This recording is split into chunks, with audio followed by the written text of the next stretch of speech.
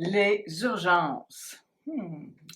Eh bien, la plus grande préoccupation lors de vos mandats de house-sitting est que quelque chose arrive aux animaux de compagnie dont vous avez la garde.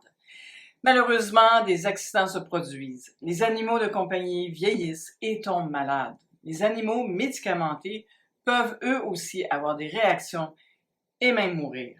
Tout ce que vous pouvez faire est d'agir de la façon la plus responsable possible et bien sûr de contacter les différents professionnels spécialisés dans les soins pour les animaux de compagnie. Ceux-ci pourront vous aider dans toute situation médicale ou si un accident se produit. Si des soins sont nécessaires, consultez toujours d'abord les propriétaires. Assurez-vous qu'ils vont payer pour les soins que les animaux de compagnie recevront, car c'est très cher. Rappelez-vous que lors du début de votre mandat, qu'il est important d'en savoir autant que possible sur les animaux de compagnie qui seront sous votre garde. Si les animaux de compagnie semblent malades, demandez quels problèmes ils ont ou qu'ils ont eu au cours des dernières années. Renseignez-vous sur les vétérinaires qui l'utilisent et sur ce qu'il aimerait que vous fassiez en cas d'urgence. Les soins vétérinaires coûtent très cher. Vous devez aborder la question du paiement pour tous les soins avant le départ du propriétaire, surtout si votre mandat est pour plus d'un mois.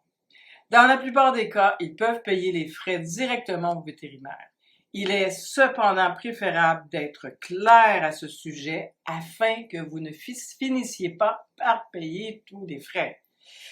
Genre d'expérience n'est pas nécessairement à votre profil. De plus, cela fera certainement disparaître votre précieux budget de voyage en plus de vous mettre en péril dans le cas où vous êtes dans un pays de résidence.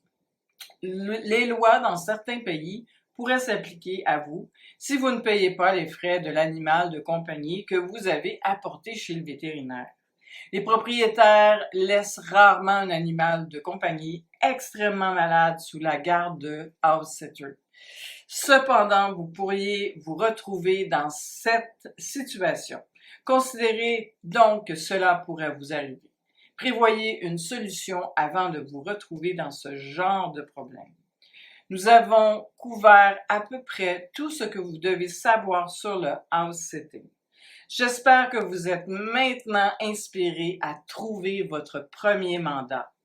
Comme nous l'avons mentionné, le house-sitting est une excellente façon de commencer à vivre un nouveau mode de vie en voyageant dans des endroits exceptionnels et inusités à travers le monde.